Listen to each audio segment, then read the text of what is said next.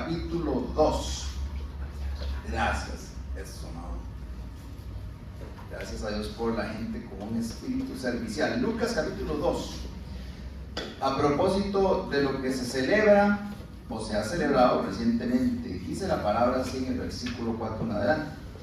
Entonces José también subió desde Galilea, de la ciudad de Nazaret, a Judea, a la ciudad de David, que se llama Belén, porque él era de la casa y de la familia de David, para inscribirse con María, su esposa, quien estaba embarazada. Aconteció que mientras ellos estaban allí, se cumplieron los días de su alumbramiento y dio a luz a su hijo primogénito. Lo envolvió en pañales y lo acostó en un pesebre, porque no había lugar para ellos en el mesón. Había pastores en aquella región que velaban y guardaban las vigilias de la noche sobre su rebaño. Y un ángel del Señor se presentó sobre ellos, y la gloria del Señor los rodeó del esplendor y temieron con gran temor. Pero el ángel les dijo: no teman, porque he aquí les doy buenas noticias de gran gozo que serán para todo el pueblo, que hoy en la ciudad de David les ha nacido un Salvador, que es el Cristo, el Señor. Y esto les servirá de señal: hallarán al niño envuelto en pañales y acostado en un pesebre. De repente apareció con el ángel una multitud de las huestes celestiales que alababan a Dios y decían: gloria a Dios en las alturas y en la tierra paz entre los hombres de buena voluntad. Aconteció que cuando los ángeles se fueron de ellos al cielo, los pastores se decían unos a otros: pasemos ahora mismo hasta Belén y veamos esto que ha sucedido y el Señor nos ha dado a conocer. Fueron deprisa y hallaron a María y a José y al niño acostado en el pesebre, y al verle dieron a conocer lo que les había sido dicho acerca de este niño. Los evangelios presentan desde tres ópticas distintas el nacimiento del Hijo del Dios viviente. Es importante que nosotros conozcamos, tanto en lo que Mateo como Lucas, que acabamos de ver, como Marcos, presentan respecto del nacimiento y de las circunstancias que rodearon el nacimiento de Jesús. A mí me sorprende cómo es que nosotros, como hombres en la sociedad moderna, buscamos posición, buscamos ser de una u otra manera reconocidos. Todos tenemos en cierta medida esa necesidad. A todos nos gusta que seamos de una u otra manera prosperados, y eso está bien. A todos nos gusta tener estabilidad financiera y nos gustan las cosas lindas. Yo, por ejemplo, en este fin de año, en diciembre, tuve la posibilidad de viajar, tuve la posibilidad de estar en lugares agradables con mi familia, y a todos nos gusta el confort y las cosas lindas. Y eso está muy bien. Ahora, yo cuando veo cómo es que Jesús, el Hijo del Dios viviente, nació para venir a este mundo a traer salvación a todos los que hoy nos congregamos aquí en esta iglesia en su nombre, y que nos ha dado la salvación a causa de todo un plan y un propósito que se gestó a partir de ese momento. Vemos cómo el contexto de lo que se narra en la Escritura nos habla de un lugar sumamente sencillo. Cuando vemos que es el área o el lugar donde el Hijo del Dios viviente nace, indudablemente hay muchas preguntas que uno como ser humano se puede hacer. ¿Por qué ahí? ¿Por qué el contexto de cómo se dio? ¿Por qué las circunstancias eran tan complicadas? Yo quisiera, antes de empezar en el fondo de lo que aquí corresponde conversar y traer al espíritu de la iglesia, es que el contexto histórico, cuando el Señor viene al mundo por primera vez, era tan complicado, sino que más de lo que es hoy. Había, como existen hoy, reyes que no les importaba matar a quien tuvieran que matar con tal de preservar el poder. En el Evangelio de Mateo se narra cómo a partir de la visita de los magos de Oriente, reyes, Herodes es alertado de que el Hijo del Dios viviente, el Rey de los judíos, va a nacer. Y a este hombre, una vez que se siente burlado porque aquellos hombres son alertados por el Espíritu de que no podían dar información adicional una vez que ya fueron testigos del nacimiento, ese hombre se siente burlado y ese hombre no tiene ningún menosprecio en acabar con la vida de todos los niños menores de 2 años a causa de su celo por mantener su poder. A mí eso, cuando yo lo leo, a mí eso me hiela la sangre. Pero permítame tal vez traer hoy a perspectiva lo que las naciones de la tierra viven. No es tan distinto. El pasado 3 de enero, mi esposa es venezolana, ustedes la conocen en la mayoría de los casos, saben que ella, como la mayoría de los venezolanos que tuvieron que salir de Venezuela, no lo hicieron por turismo. Es la necesidad que te impulsa a comer, la que te hace salir de ahí. Y el 3 de enero a las 6:30 yo madrugué, digo yo, porque cuando uno está de vacaciones, en todos esos días nosotros nos levantábamos a la hora del espíritu, 9 de la mañana, aleluya. Entonces, sí, uno está acostumbrado a madrugar a las 5 de la mañana. Pero cuando uno está de vacaciones, bendito Jesús. Pero sí, yo me desperté temprano, ¿verdad? Entonces le di gracias a Dios y al rato me puse a ver las noticias y la primera noticia es la que ya usted conoce. El tweet del presidente Trump anunciando la liberación, bueno, la captura de este Herodes moderno, que no le importa ni le importó nunca ver cómo su propia nación se destruía a pedazos con tal de preservar su poder. Y a mí me impresiona ver en este tipo el carácter tan cínico que tiene, ¿verdad? Y así, cuando usted se ponía a ver no solo el caso de Venezuela, que en ese día nosotros cuando escuchamos la noticia inmediatamente empezamos a contactar a toda la familia allá, como no había luz internet, aquello nos fue una situación complicada, como hasta las 10 de la mañana mi esposa tuvo noticias de mi suegra y supimos que todos estaban bien.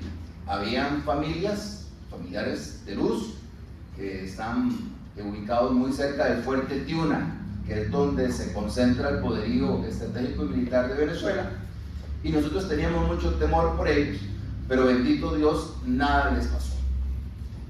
Yo, como hombre de oración y como un esposo que ama a su esposa, nosotros hemos orado mucho por eso, y yo le doy la gloria y la honra al Señor porque sé que esta nación que antes fue faro de espiritismo, de brujería, de magia negra, que la llevó hasta ese punto, a partir de lo que hoy en el 2026 el Señor está haciendo en esa nación será un faro de luz y de esperanza, y los cielos de esa nación se van a abrir, bendito sea el Señor, para recibir la palabra de salvación en Cristo el Señor. Y yo creo que esa nación será tocada en los próximos años y habrá una ola de avivamiento ahí, porque la necesidad te empuja a buscar de Dios.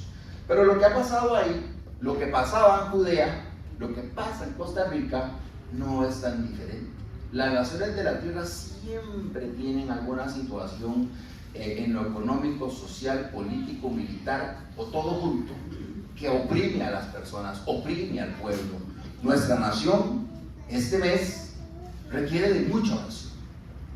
La semana pasada que hablaba con los pastores, nosotros en la planeación de lo que queremos hacer este 2026, antes de que concluya este mes, vamos a convocar a toda la iglesia en una noche de adoración y de una noche de intercesión por nuestro país, porque es importante. Yo sé que hay una cierta, digamos que esta elección es muy diferente, parece ser que ya hay una tendencia muy marcada, y que si las encuestas son reales, la tendencia no parece ser muy revertible ni por lo que se vaya a dar en un mes. Yo no celebro ni tampoco me aburro por eso. Yo creo que como hombre de oración y usted como mujer de oración, lo que nos debe de preocupar es guardar nuestra tierra en oración. La Biblia no dice que algún político de la tierra va a ser la solución a los problemas del hombre. La Biblia lo que dice es que Jesús es la solución a los problemas del hombre. Así que cuando uno en estos contextos no tiene la madurez, hay que guardar mucho el corazón. La gente se apasiona políticamente por las cosas, y uno puede ver allá en Venezuela, volviendo un poco a eso, como aún hay personas que, a pesar de ver el enorme poderío que tiene el ejército norteamericano, ni siquiera tuvieron una posibilidad los que guardaban a este tirano de defenderse por causa de la avanzadísima tecnología que tienen. Aún así insisten, ¿verdad? Y llegará el punto en donde estos grupos armados caerán. Pero yo quiero traer todo este contexto porque la palabra del Señor nos avisa que siempre, en todo contexto donde Dios va a actuar, siempre hay de previo conflicto, siempre hay de previo un contexto que no parece favorecer el propósito de Dios. Permítanme un momento.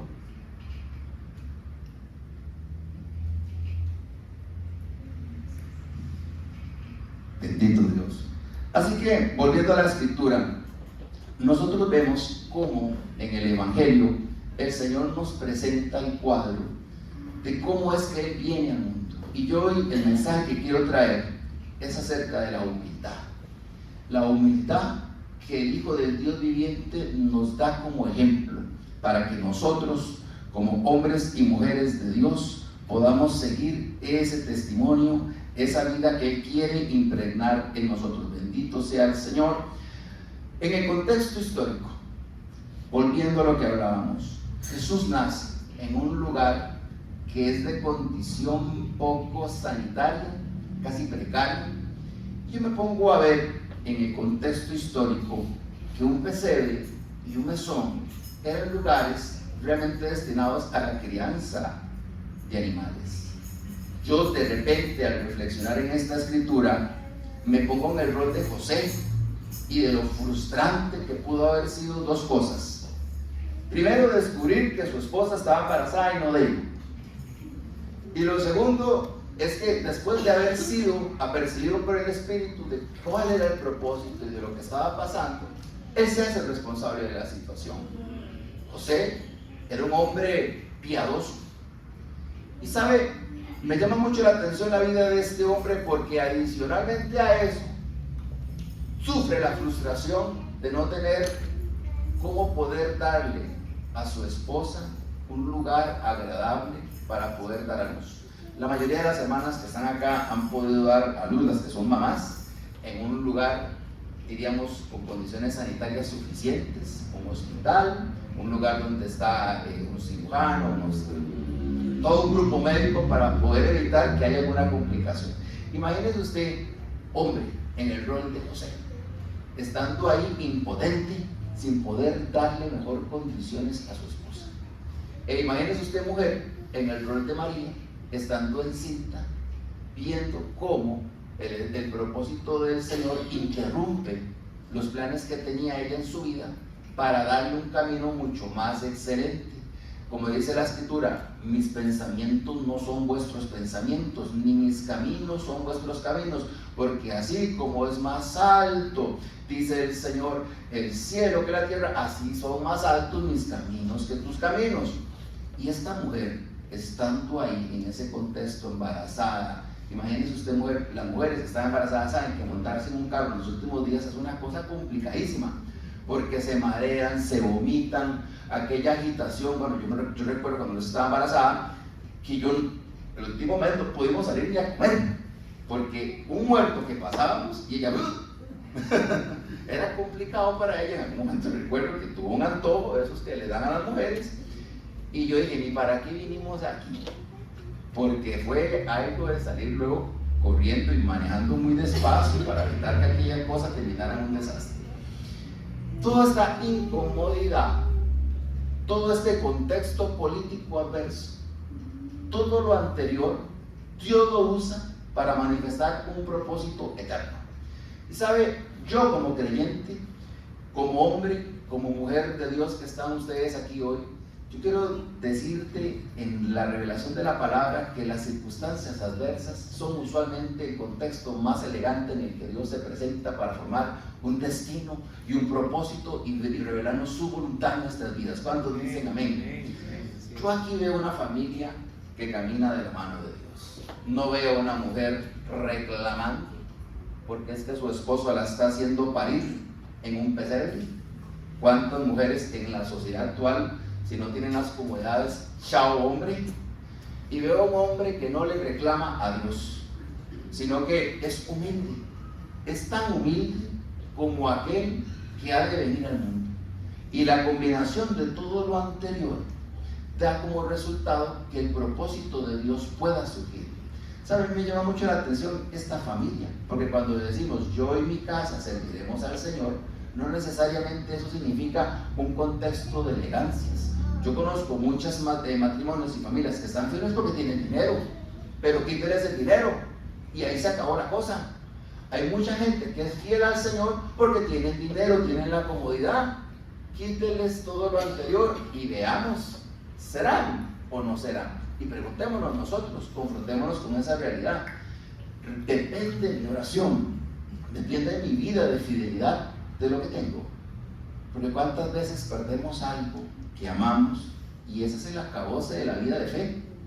Pero esta familia nos da un ejemplo toda, no solo el Señor, sino que ellos lo que hacen es poner un contexto de humildad, de cómo el propósito de Dios, sin importar cuánto tengamos o cuánto no. Esto no se trata de que tenga linda ropa o de que tenga lindo carro, de que tenga buena plata. Se trata de quien está dispuesto. Pero imaginémonos o visualicemos ese contexto tan complicado. Ahora, en la historia bíblica hay 4 días muy importantes para los cristianos. El día en el que el Señor viene al mundo, el día en el que Él entrega su vida en sacrificio vivo para que usted y yo no tengamos que estar dependiendo de holocaustos que siempre, de una u otra manera, no podían santificar permanentemente al hombre, sino que ahora hay una sangre que fue derramada en la cruz del Calvario, que sí nos santifica, que sí cambia nuestro interior y que nos hace hombres y mujeres de bien y que nos permite tener una identidad en Cristo. Y luego el día de su resurrección y finalmente el día de su segunda venida, cuando, aleluya, en un abrir y cerrar de ojos, dice la Escritura, seremos arrebatados, los muertos en Cristo resucitarán primero y nosotros que habremos quedado, seremos arrebatados a las nubes para ser por siempre llevados con Él. Esa es su promesa y esa es su advertencia también. Ahora, en el contexto histórico que aquí nosotros tocamos, ya no en lo terrenal, sino en lo celestial, el Hijo del Dios viviente había convivido en el seno del Padre eternamente. La Biblia nos revela en Juan 17:5 lo siguiente: Jesús orando revela algo que es importante. Él ora diciendo: Padre, glorifícame tú al lado tuyo, con aquella gloria que tuve contigo antes de que el mundo fuese. Vean ustedes, nosotros como creyentes, que el Señor aquí nos manifiesta que Él estaba rodeado de gloria. Nosotros, cuando vemos reyes, grandes palacios, cuando vemos la elegancia de lugares o de santuarios creados en la tierra, uno se asombra. Imagínense en el reino, aquel gran trono, aquella adoración, todo en perfección, la gloria de Dios en su esplendor, antes de que inclusive surgiera la iniquidad, el ministerio de la iniquidad, el enemigo rebelándose contra Dios. En medio de esa gloria, la adoración al eterno y santo Dios en perfección. Y luego, cuando el ser humano cae, tiene que haber un plan. Tenía que existir un plan para usted y para mí. Y sabe, ese plan, después de que el ser humano cae en el jardín del Edén, empieza a ponerse en marcha, no a partir del nacimiento, sino antes, cuando la ley viene y nos demuestra que el ser humano no puede cumplir la ley de Moisés, sino que tiene que venir el ser humano delante de su Hacedor a través de un sacrificio perfecto que usted y yo no podemos hacer. No importa qué tan buena, qué tan bueno quiera ser usted o yo, tarde que temprano nuestra naturaleza humana nos recuerda que necesitamos de Jesús, nuestro Rey y Salvador, para ser delante de este mundo y de esta vida piadosos y firmes delante de las adversidades. ¿Cuánto le dan la gloria y la honra a aquel que vive y reina? Usted bendiga a Jesús. No hay nadie más hermoso que Él. Bendito sea el Señor. Y sabe, en medio de todo lo que pasa, cuando el hombre cae y Dios decide tener un plan para usted y para mí, para traer salvación, yo imagino cómo tuvo que haber sido aquello, porque solo un sacrificio perfecto podía eliminar permanentemente la naturaleza pecaminosa del hombre. y hacerlo acepto delante de Dios. Los ángeles no podían hacerlo, los hombres como tales no podían hacerlo. Se requería de alguien que dijera: yo voy. Confinarse eternamente en un cuerpo mortal y venir aquí a humillarse para que el propósito de Dios, que es más alto, pudiese hoy darnos acceso a la vida que tenemos. ¿Sabe? Yo quiero que usted sea consciente de algo. Si hoy el mundo existe, si hoy usted está sentado aquí, si hoy usted abrió sus ojos y probó un bocado de comida, es gracias al sacrificio hecho en la cruz del Calvario. Si no, yo no tengo duda de que ya Dios hubiese acabado con todo. Pero el propósito, el plan, inicia.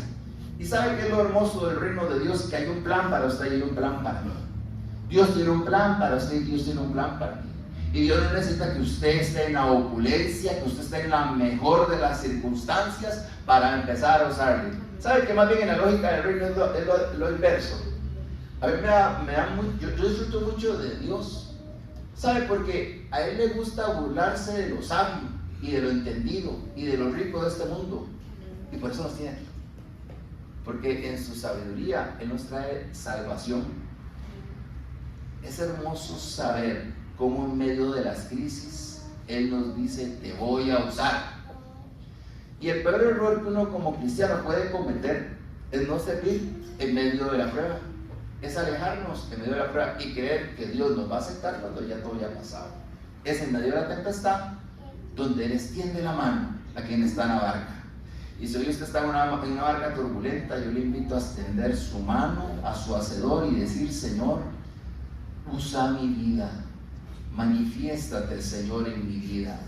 Gracias, maravilloso y precioso Rey. ¿Sabe? Hay algo hermoso en medio de la revelación de lo que pasa en aquel pesebre. En el contexto histórico también se nos enseña que los animales perfectos, los que iban a ser entregados al holocausto, los corderitos, después de paridos se tenían que cubrir y proteger, y para que no surgieran ellos defecto, una pierna quebrada, algún defecto, se les ponía justamente en un pesebre. En lo natural los pastores hacían eso. Y cuando Juan revela de Cristo diciendo: este es el Cordero de Dios que quita el pecado del mundo, y luego Herodes, delante de toda aquella multitud que quería condenarlo, dice: pero es que yo no he visto defecto en él. Da testimonio en la Escritura de cómo desde que él nace, en su figura alegórica, es un pequeño cordero que luego crece para ser el perfecto sacrificio hecho para con Dios y los hombres. Es maravilloso ver cómo en aquel acto de humildad, cómo el Hijo del Dios viviente se desprende y va al mundo. Varias cosas suceden. Y una de esas es que es visitado por reyes. Vean ustedes qué interesante. Como hay reyes asesinos, hay reyes que honran. Y aquellos reyes, no sabemos los nombres, la tradición les ha puesto nombres, pero eso no es bíblico. Ellos llegaron alertados porque estaban esperando la manifestación del reino. ¿Y sabe qué es lo más interesante? Que esos reyes no eran judíos, eran reyes de Oriente. Y sabe, eso nos habla mucho de que Dios iba a elegir. Ya Dios eligió gente que no necesariamente era de su pueblo para estar al pendiente de lo que él iba a hacer. Y eso es maravilloso, saber que Dios cuenta con quien levanta la mano. Así que si usted quiere ser usada en este 2026, usted quiere ser bendecido en este 2026, levante su mano y bendiga: Señor, gracias, aquí está mi vida, aquí está mi casa, aquí está todo mi ser. Señor, yo quiero que tú intervengas en medio de mis circunstancias. Joven, la cosa es contigo. Señorita, la cosa es contigo. Familia, la cosa es con nosotros. Que el Espíritu de Dios venga sobre nuestras vidas, sobre esta casa, y nos levante, sobre esta iglesia y nos avive, y que su presencia, su fuego, su gozo esté sobre nosotros. Aleluya. Y en medio de aquel contexto llegan reyes y llegan pastores, gente humilde y gente con investidura de rey. Y eso nos habla mucho de lo que aquí pasa. Líderes en las naciones de la tierra que buscan aún honrar al Señor. Y sabe, yo para mi país si algo que yo quiero, ahora el 1 de febrero de 2026, no es que cambiemos de una red de cuidado a otra, sino que el Señor ponga personas con un corazón temeroso.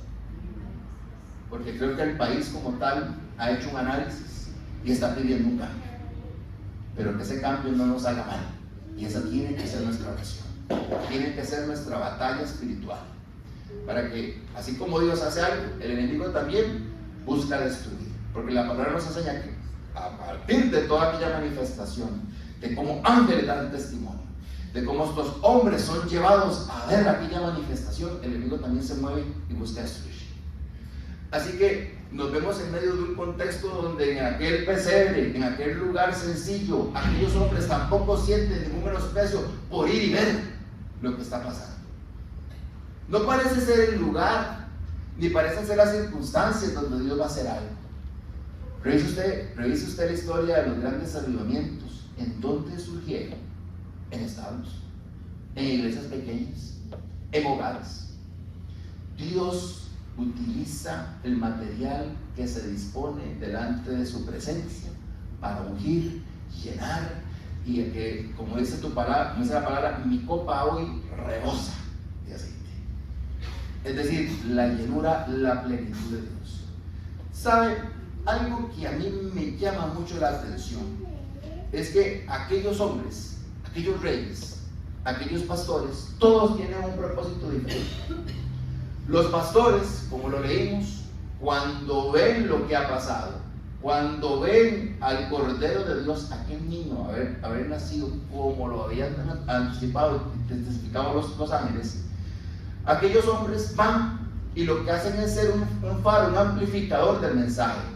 Es el cuadro de los evangelistas, es el cuadro de aquellos que presencian la obra del Espíritu Santo, el nacimiento del Hijo del Dios viviente, y no se quedan calladas la boca, sino que van y son luz. Es decir, aquellos pastores que fueron sacados de su lugar, de su rutina, de su status quo, son llevados por el Señor para que presencien aquello que está pasando, pero no se quedan callados. Eso nos habla de cómo como creyentes nosotros tenemos no solo que ver y presenciar las maravillas que Dios hace, sino como también tenemos que ir y dar testimonio de lo que hemos visto, de lo que nosotros disfrutamos como creyentes. Eso es el rol de los pastores. Y en cuanto a los reyes, vemos como ellos presentan ofrendas. Unos llevan oro, y usted sabe que el oro representa ¿qué? La realeza. El tabernáculo de Moisés estaba revestido de oro. El templo de Salomón estaba revestido de oro. El oro en la palabra representa la realeza. Y cuando hablamos acerca de las cosas que son venideras, hay calles de oro, mis hermanos, en donde usted y yo vamos a caminar. Aleluya. El oro que llevaron aquellos reyes representaba el reconocimiento de la realeza de aquel que había nacido en aquel lugar.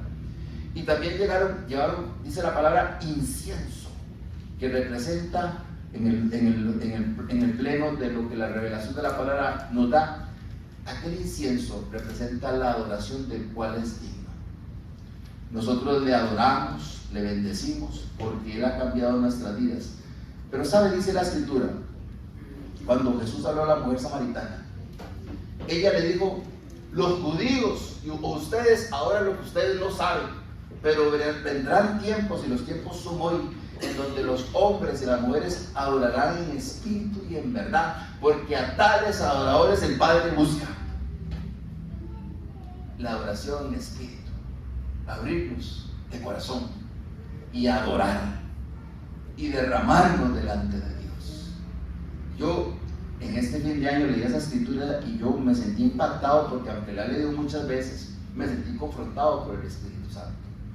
Dios a tales adoradores busca, dice la escritura, y eso lo deja ahí, como diciendo: estoy buscándote para ver si en ti hay un corazón que me adore. Yo me quedé reflexionando acerca de mis actitudes, de mis cosas, diciéndole: Señor, aquí está mi casa para adorarte y para bendecirte. Y si usted quiere unirse conmigo, cierre un momento sus ojos y en oración diga conmigo: Señor, yo te adoro. Mi alma te adora y te bendice, Señor. Estoy aquí para adorarte, Señor, para entregarte con toda sinceridad mi vida y este 2026, Señor, para que tu gloria se manifieste, para que tú estés conmigo, para que este año sea un año de avance y bendición, en el precioso nombre de Jesús. Y cuenta la Escritura que hay un tercer elemento, que es la mirra. La mirra, en el contexto judío, era un elemento utilizado en ceremoniales ceremonias fúnebres. Para preservación del cuerpo se le ponía mirra. Y eso habla acerca de lo que en la naturaleza del Señor iba a venir, el sacrificio, la muerte. Pero también la mirra habla acerca de un elemento que tiene la mirra, que es para sanidad. La mirra era utilizada en los tiempos antiguos para sanidad de ciertas enfermedades. Y eso nos habla de cómo la naturaleza del Señor trae también con nosotros no solo el paquete de la salvación, sino también el paquete de la santidad y el paquete de la sanidad. Ese es el evangelio completo, que Cristo salva, sana, Él santifica, Él purifica, el que está perdido, el que está caído. Si no, véalo usted a quien le está predicando, si no, véase usted a sí mismo. Aquí no hay ningún justo, aquí no hay nadie que brille, todos somos pecadores salvos por gracia, y reconocemos, bendito el Señor, que Él es por Él y para Él que nosotros hoy damos la gloria, la honra y la alabanza, y reconocemos que esa obra la hizo Él. ¿Cuánto le dan gloria a Dios? Bendito sea el Señor, que nos ha cambiado, dice la Biblia, nuestro lamento en danza. Ha cambiado nuestra naturaleza que amaba el pecado por una naturaleza llena de vida en el Espíritu. Bendito sea el Señor. ¿Sabe? Dentro de la revelación de la palabra, vemos cómo Cristo decide confinarse. Y ahora sueño, aquí lo tengo, sueño, usted lo leyó al principio, y yo lo tengo aquí, está la base de la predicación. Filipenses 2, 5 al 8. Hayan ustedes esta misma manera de pensar que hubo también en Cristo Jesús, existiendo en forma de Dios, el cual no consideró el ser igual a Dios como algo a que aferrarse, sino que se despojó a sí mismo, tomando forma de siervo, haciéndose semejante a los hombres, y hallándose en condición de hombre, se humilló a sí mismo, haciéndose obediente hasta la muerte y muerte de cruz. Qué maravilla ver la humildad del Hijo del Dios viviente. Y ahora sí, permítame entrar en el fondo del tema. Yo quiero hoy traer sobre la iglesia Casa de Pan un mensaje acerca del significado de la humildad y cómo la humildad es necesaria para lo siguiente. Como lo hemos mencionado, el propósito de Dios usualmente nos va a poner en lugares incómodos, en situaciones incómodas. Y es ahí donde va a surgir el propósito. Yo le quiero exhortar a usted a no ser un creyente cuando ya usted tenga la respuesta. Yo le quiero exhortar a usted a servir cuando usted no se sienta bien. Yo le quiero exhortar a usted a ser una persona que lea, ore y estudie cuando su carne le incomode y le diga que hay que hacer otras cosas, porque ahí es donde usted va a crecer. ¿Sabe? Hay algo maravilloso, porque la Biblia dice: haced morir las obras de la carne.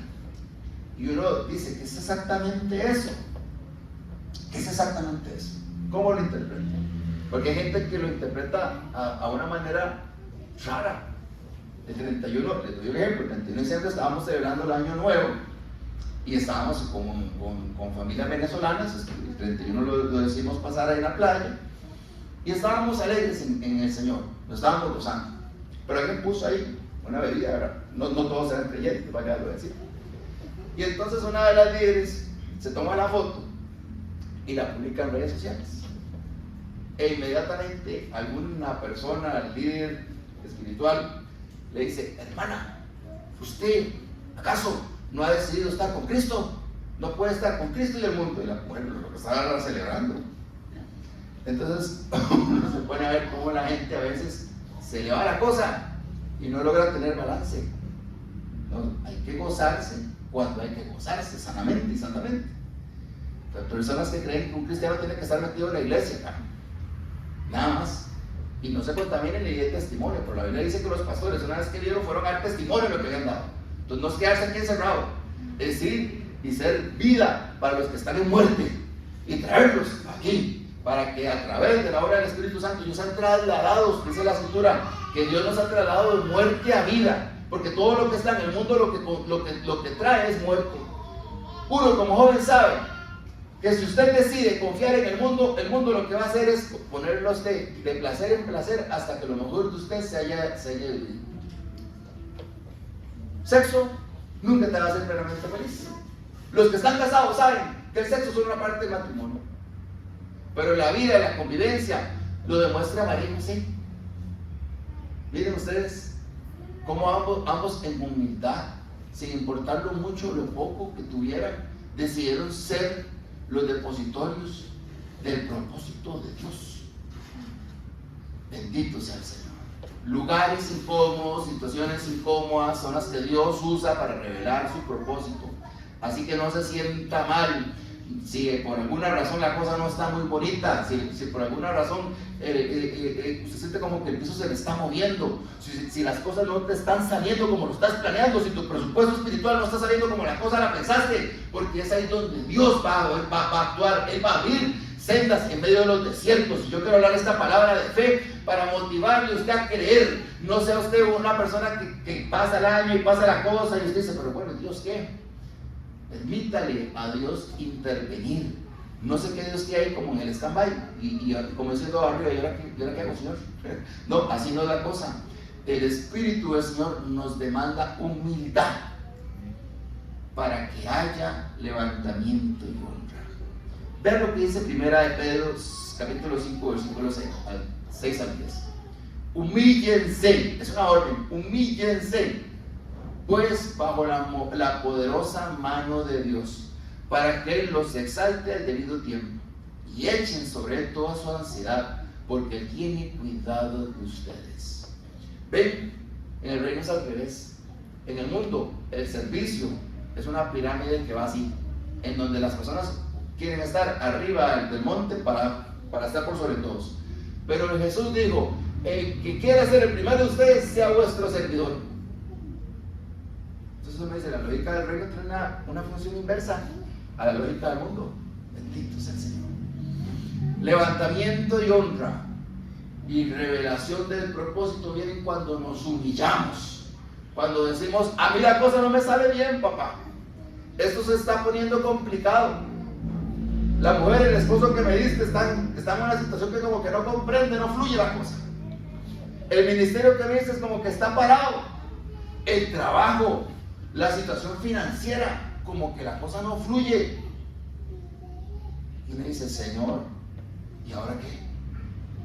La respuesta de la Escritura es, humíllense, pues, bajo la poderosa mano de Dios. ¿Y sabe qué significa eso? Significa que usted no tiene que estar lloriqueando, como hacen las personas, ¡ay, Señor! Y delante de otra persona pasan llorando y ¿qué pasa después de eso? No, pues lo que pasa es que se desahogó. Pero en la situación por adentro sigue igual. Dice la Escritura, humíllese pues bajo la poderosa mano de Dios. ¿Sabe? Cuando uno se humilla delante de la presencia de Dios, pueden haber lágrimas, puede haber una situación de arrepentimiento, pero hay algo que es seguro: usted va a sentir paz después de que usted se humilla. Usted va a sentir plenitud del Espíritu. Y sabe, si el Hijo de Dios me impide que tuvo que aprender humildad, ¿cuánto más usted y yo? Porque la Biblia dice que Él decidió hacerse humilde para cumplir el propósito. Y hay algo que yo también quisiera sumar a toda esta revelación de la palabra. Y es que el propósito de tu vida y de mi vida nunca podrá ser revelado si no hay una humillación antes. Ese contexto. Las familias tienen que arrodillarse y humillarse delante de Dios. Los jóvenes tenemos, bendito Dios, que arrodillarnos delante de Él y humillarnos delante de Dios. Los ancianos, las ancianas, tenemos que arrodillarnos delante de Él para ver su obra. Los que están enfermos y enfermas tienen que arrodillarse delante de la presencia de Dios. Todo empieza con la humillación, porque en nuestra mente humana, en un contexto como en el que vivimos, la sociedad nos ha enseñado como a que todos somos iguales, y hay inclusive una percepción en esta sociedad de que la gente le puede imponer a Dios, y hasta hay una teología que hoy por hoy se predica, en donde como que usted a través de declaraciones le profetiza a Dios qué es lo que tiene que hacer. Si uno reprenda al diablo, yo lo que quiero decir es que nosotros al humillarnos, es al revés, al humillarnos delante de la presencia de Dios, Él algo va a hacer. Cuando tú dices, Señor, esta circunstancia, yo estoy harto de lidiar con esto. Ser sincera, ser sincero. Su lugar, mi lugar, es el lugar donde Dios quiere ponernos, se llama lugar de paz, tierra de abundancia y de bendición. No significa que esté libre de conflicto, no significa que estemos ajenos a las pruebas, no significa que la enfermedad no toque a la puerta, pero cuando lo haga, usted y yo podremos resistir, usted y yo podremos estar firmes y estar totalmente enfocados en el propósito. ¿Sabe por qué mucha gente que hoy negocia todos sus valores y principios? Porque no están enfocados en el propósito. Cualquier cosa que el enemigo les ponga en las manos o delante de sus ojos, ya los desvió. Y sabe, hoy por hoy para el enemigo es tan fácil desviarnos que solo con un celular la gente se la pasa todo el día viendo noticias y afligiéndose. Y dice, pero está bien informarse, a mí me gusta, pero una cosa es eso y otra cosa es, yo a veces veo a la gente en los malls y ahora sí digo, en lugar de socializar, de tener la apertura de hablar de Cristo, te ve la gente pa. Los niños están en silent, dice, ¿qué le pasa? No es que está malo, no me malinterprete, el tema es cuando eso se hace casi que la forma de vida. ¿Sí? Así es, la revelación del propósito tiene que ver con la humillación. 2026, un año marcado por ofrenda, un año marcado por humillación. Que sea usted y yo, mi vida y tu vida, una ofrenda viva. Yo creo que en este 2026 el Señor nos va a enseñar a muchos a hacer ofrendas vivas y a también ser generosos con la ofrenda, porque hay en el Espíritu un proceso que tiene que gestarse para que muchos puedan ver victoria en lo financiero, en lo personal, en su vida profesional. Necesario es que cosas se rompan a través de la ofrenda. Y si estos reyes que no eran conocidos presentaron una ofrenda, cada quien de diferente naturaleza, porque las ofrendas son de diferentes naturalezas. Hay una doctrina que predica que la ofrenda que Dios hoy recibe es solamente dinero. El Señor reprenda al diablo. Hoy es importante, por supuesto, la obra se mantiene con finanzas, pero no es lo único. Dios también demanda de nosotros nuestra adoración, nuestra obediencia, nuestras finanzas, nuestra vida dedicada a Él en compromiso vivo. ¿Sabe? En la revelación de la Escritura, bendito sea el Señor. Primera de Timoteo, capítulo 6, versículo 13. Vean qué interesante. La revelación del propósito. La revelación de la sabiduría oculta que Dios puede manifestar solo a través de tu vida y que nadie más conoce. Véalo a través de Cristo. Primera de Timoteo 3:16. E indiscutiblemente dice la palabra, grande es el misterio de la piedad. Dios fue manifestado en la carne. Este es un versículo que yo siempre les recomiendo a ustedes tenerlo a la mano cuando les llegue un testigo de Jehová, un mormón, a decirles que Jesús no es Dios. No, aquí dice la Escritura, Dios fue manifestado en la carne, Cristo es Dios, justificado por el Espíritu, visto de los ángeles, predicado a los gentiles, creído en el mundo y recibido arriba en gloria. Vean qué interesante, ¿qué significa esto de visto por los ángeles? ¿Cómo es que los ángeles lo vieron? ¿No lo habían visto antes? Es una discusión teológica. Pero lo que se cree es que al estar el verbo encarnado, hay algo que los que estaban en la gloria de Dios, los ángeles, ven que antes no habían visto. Ver al mismo Hijo del Dios viviente convertirse en un hombre. Es una revelación no solo para los hombres, sino para toda la creación. A mí me llama mucho la atención ver cuando mi esposa que leyó la Biblia por primera vez, ella me hizo un comentario que a mí me hizo mucha gracia, lo he conversado con ustedes, y es que en la Biblia usted lo que ve es gente como usted y como yo, que esos son. Te ve a Abraham, tortero; Moisés, asesino; Elías, se fue a esconder. Usted ve a cada hombre y mujer de Dios que utilizó, y todos tenían algo, pero Dios los usó. Bendito sea el Señor. Hay una expectativa en este año que yo quiero que usted guarde en su corazón. Y es acerca de que este año Dios puede hacer con nuestras vidas un cambio. Pero necesario es que aprendamos a humillarnos. Joven, si tú tienes una petición que no ha sido respondida, es tiempo de humillarse. Es tiempo de humillarse para que usted al menos esté capaz en su espíritu. Para que usted al menos pueda caminar firme en medio de todas circunstancias, porque recuerden algo, lo que nosotros como cristianos predicamos no son recetas fáciles. La victoria en la cruz, nosotros todos los días la cosechamos, pero nuestro título, el diploma, digamos, como lo que usted recibe cuando usted se gradúa de su profesión, la profesión de fe, nosotros la obtendremos en el cielo, cuando estemos allá, y el Señor nos diga, buen siervo, buena sierva, por cuanto has sido fiel en lo poco, en lo mucho te pondré. Y es ahí donde usted dice, me gradué. Ese es el examen que yo le recomiendo a usted nunca perder. No importa que usted haya perdido un bachillerato 15 veces, o que le haya ido mal en los exámenes en este mundo. Ese es el examen que usted nunca puede perder, de ninguna manera, porque mucha gente lo reprueba.